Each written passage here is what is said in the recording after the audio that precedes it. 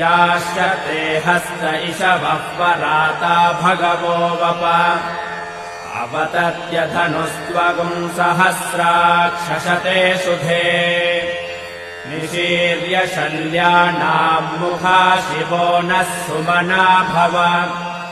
विद्यम् धनुः कपर्दिनो विशल्यो बाणवागुम् उत अनेशन्नस्येषव आभुरस्य निषङ्गतिः या ते हेतिर्मेढुष्टमहस्ते बभूवते धनुः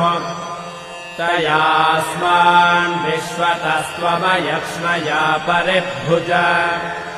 नमस्ते अस्त्वायुधायानातताय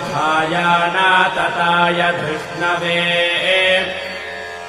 उभाभ्यामुत ते नमो बाहुभ्याम् तव